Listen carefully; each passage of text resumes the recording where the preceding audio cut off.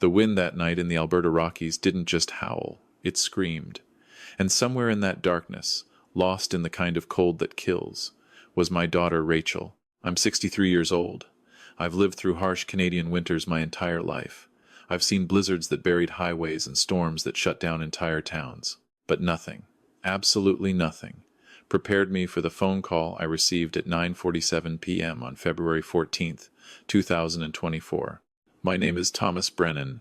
I'm a retired fire captain from Calgary, and this is the story of how my daughter's husband and his family tried to kill her, and how my brother made sure they paid for every single second of it. It started 3 weeks earlier, on a Sunday afternoon. Rachel had been married to Connor Westfield for 2 years. The Westfields were what you'd call old money in Alberta. Connor's mother, Patricia Westfield, owned half the commercial real estate in downtown Calgary. His father, Richard, sat on the boards of 3 energy companies. They lived in a mansion in Mount Royal that had its own name, Westfield Manor. Rachel, my beautiful daughter, was a kindergarten teacher. She made $48,000 a year and loved every child she taught like they were her own. She met Connor at a charity fundraiser where she was volunteering. He pursued her relentlessly, and against my better judgment, she fell in love. The Westfields tolerated Rachel at first, but tolerance turned to contempt when Rachel got pregnant 6 months into the marriage. I'll never forget Patricia's words at the pregnancy announcement dinner. I was there. We all were. A teacher's salary and a baby, Patricia said, swirling her wine. How wonderfully quaint. Rachel's face went pale. Connor said nothing. He just cut his steak and avoided eye contact. That should have been the warning sign. But Rachel believed in her marriage. She believed Connor would stand up for her eventually. She was wrong. The family bonding trip was Patricia's idea. A long weekend at the Westfield ski chalet near Canmore, about an hour and a half from Calgary. Rachel was 5 months pregnant. She'd been having complications, nothing severe, but her doctor had advised rest and minimal stress. It'll be relaxing, Connor told her. Just family time in the mountains. Rachel called me the night before they left. February 13th. Dad, I don't want to go, she said quietly. Patricia keeps making comments about the baby, about how I'm trapping Connor, about how I'll never fit into their world.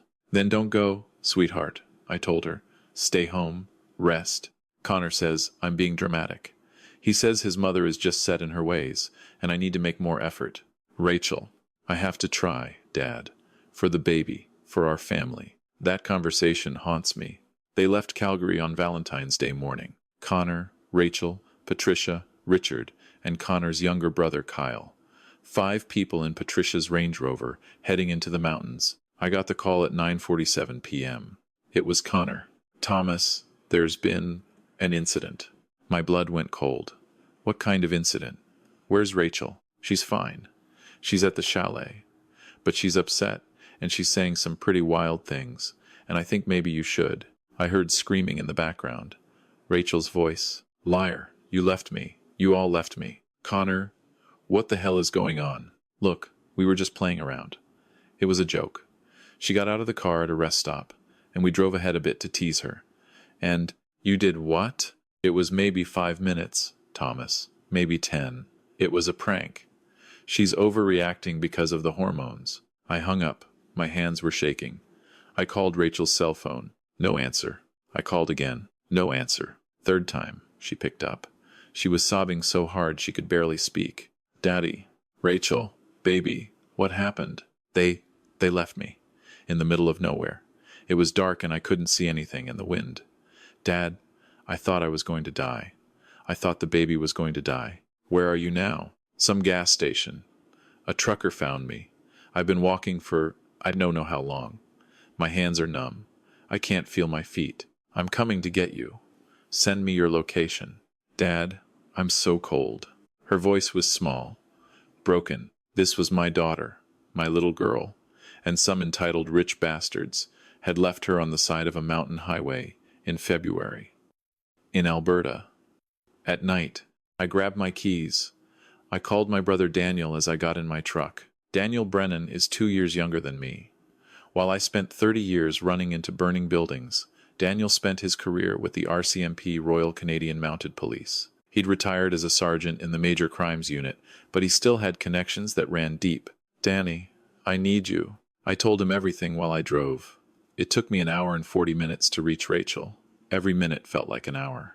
When I found her at that Husky gas station just outside Canmore, I almost didn't recognize her. She was sitting inside, wrapped in a blanket the attendant had given her. Her lips had a bluish tint. Her skin was pale, almost gray. She was shivering violently. I ran to her, held her. She collapsed into my arms. I've got you, sweetheart. I've got you. The gas station attendant, a young man named Derek, pulled me aside. Sir, I found her about an hour ago, walking on Highway 1. No coat, no gloves. She said her family left her at a rest area about 12 kilometers back. I almost didn't see her in the dark. Did you call an ambulance? She wouldn't let me. She kept saying she just wanted her dad. I looked at Rachel. She was 7 months away from turning 30. She was pregnant. She was a kindergarten teacher who read stories to 5-year-olds and baked cookies for parent-teacher conferences. And her husband's family had abandoned her in sub-zero temperatures as a prank. I called Daniel back. Danny, I need you to do what you do best. There was a pause. Then, tell me everything. I drove Rachel to Canmore Hospital. They admitted her immediately.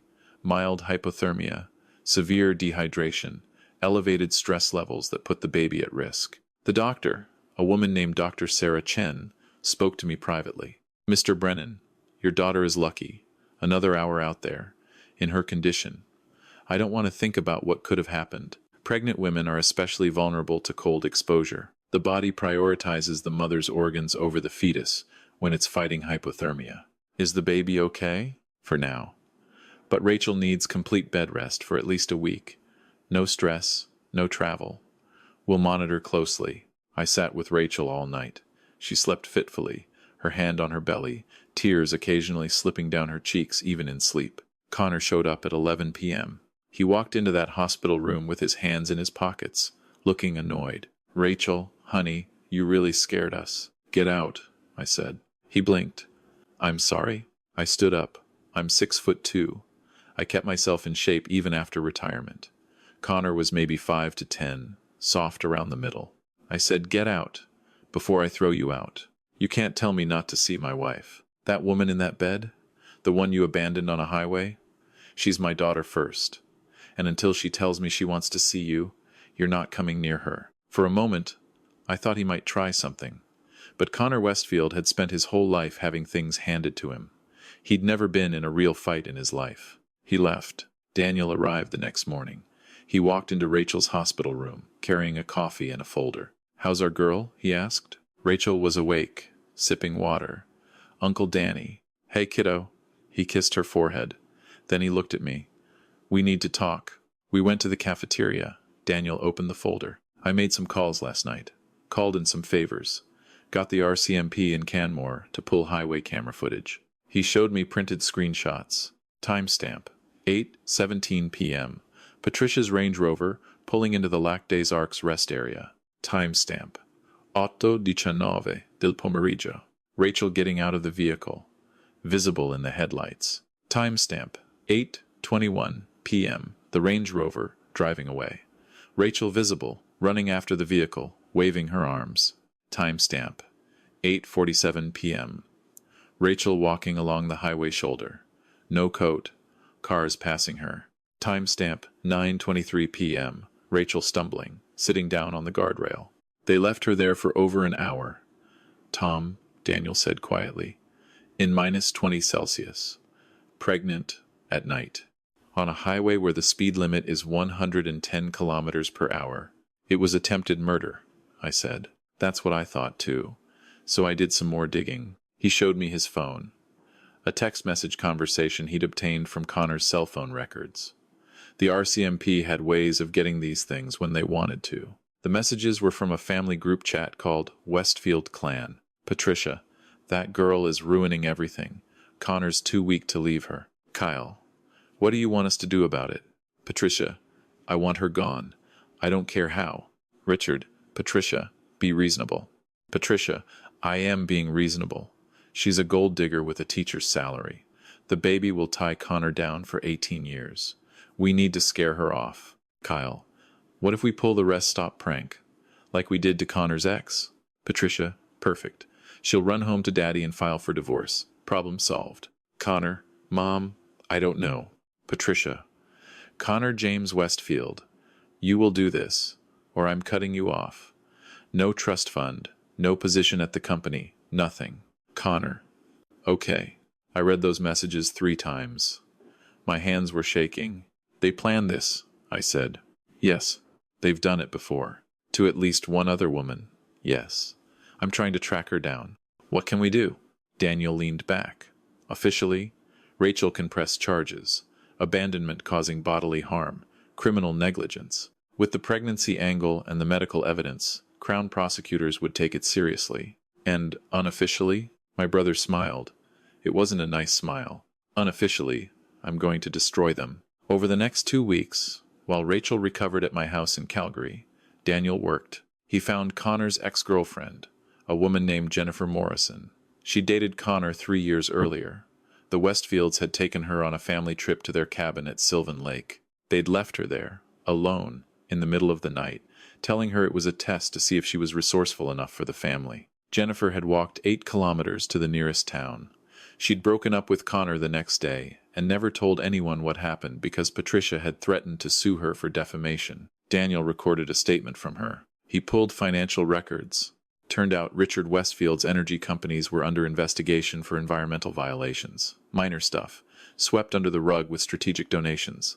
But Daniel knew people at Environment Canada. He made sure those investigations were reopened. He found evidence that Patricia had been inflating property values on her commercial real estate to secure larger loans. Not quite fraud, but close enough that the right auditor asking the right questions could make things very uncomfortable. He contacted 3 different Calgary news outlets.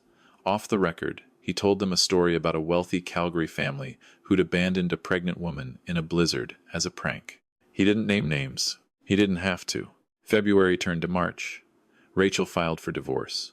She also filed criminal charges, criminal negligence, causing bodily harm, and abandonment.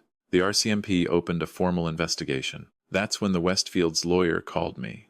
His name was Graham Sutherland, Bay Street type, $1,000 suit, condescending smile. Mr. Brennan, my clients are willing to offer a settlement. We'll cover all of Rachel's medical expenses, provide a generous divorce settlement, and ensure she's financially comfortable for the foreseeable future. In exchange for? She drops the criminal charges and signs an NDA. How much? $250,000. I laughed. Actually laughed. Mr. Sutherland, your clients left my pregnant daughter to freeze to death on a highway. They planned it. They've done it before. You think we're going to take $250,000 and shut up? Mr. Brennan, my clients have resources. So do I. Tell Patricia and Richard that my daughter will see them in court. Tell Connor he's going to be a father who pays child support from whatever job he can find after this, because no company in Alberta will hire him when we're done. And tell yourself that you're representing attempted murderers, and you might want to think about that when you look in the mirror. I hung up. The trial was set for September 2024. In the meantime, things happened. CTV News ran a story. Calgary woman left in blizzard by in-laws. They didn't name Rachel, but they named the Westfields. Patricia gave an interview where she called it a misunderstanding and said Rachel was emotionally unstable. That interview went viral. Not in the way Patricia hoped. Social media exploded. Number Justice for Rachel trended in Canada for 3 days. People shared their own stories of abuse by wealthy in-laws. The Westfield name became toxic. Richard's companies lost 2 major contracts. Investors got nervous. Patricia's real estate firm started getting audited. Turns out when you inflate property values for years and someone finally looks closely, you find irregularities. Connor lost his job at his father's company. The board voted him out to distance themselves from the scandal. By the time September came around, the Westfields were desperate. Rachel was 7 months pregnant. She'd moved into a small apartment in Kensington. I helped her set up a nursery. Daniel came over every Sunday for dinner. She was healing, slowly. The trial lasted 3 days. The Crown prosecutor, a sharp woman named Michelle Tran, presented the evidence. The text messages, the highway camera footage, Jennifer Morrison's testimony, medical records showing Rachel's hypothermia and the risks to the baby. Connor took the stand. He cried. He said he was sorry. He said his mother pressured him. The judge, Justice Margaret Holloway was a woman in her 60s. She'd been on the bench for 20 years. After closing arguments, she took one day to deliberate. When we returned to court, her expression was granite. "I have presided over many cases in my career," Justice Holloway said, "but rarely have I seen such calculated cruelty disguised as family dynamics. The evidence is clear. This was not a prank. This was not a misunderstanding. This was a deliberate act designed to endanger the life of a pregnant woman, with the hope that she would become so frightened she would leave the marriage." She looked directly at Patricia. "Mrs. Westfield, you orchestrated this. You used your family as weapons. You put your grandson's life at risk to maintain your social status." Patricia's face was red. She looked like she wanted to speak, but her lawyer put a hand on her arm. "Connor Westfield, you are a coward. You chose your mother's approval over your wife's safety. You abandoned the mother of your child in life-threatening conditions." Connor was crying again. It didn't help. Justice Holloway sentenced Connor to 18 months in prison for criminal negligence causing bodily harm, suspended after 6 months, with 3 years probation and a permanent restraining order keeping him away from Rachel. Patricia was sentenced to 2 years for conspiracy to commit criminal negligence, also suspended after 8 months. Kyle got 1 year, suspended after 3 months. Richard got probation and community service for failing to stop it. But the real punishment wasn't the jail time. The civil lawsuit Rachel filed separately awarded her $1.2 million in damages. The Westfields had to sell Westfield Manor to pay it. Patricia's real estate company collapsed under the weight of the audit findings. She declared bankruptcy. Richard's board positions evaporated. The environmental investigations resulted in massive fines. Connor, post-release, worked at a car wash in Red Deer. Last I heard, he was living in a basement suite. Rachel gave birth to a healthy baby girl on April 3, 2025. She named her Grace. I was there in the delivery room. So was Daniel. When the nurse placed Grace in Rachel's arms, my daughter looked up at me with tears streaming down her face. "We made it, Dad." "Yeah, sweetheart, we did." Now, almost 2 years later, Rachel teaches kindergarten again. She bought a small house in Marda Loop with her settlement money. Grace is learning to walk. She calls me Papa. Connor sends child support payments every month, court-ordered. He's never met his daughter. Rachel decided that was best, and I agreed. The Westfields tried to visit once.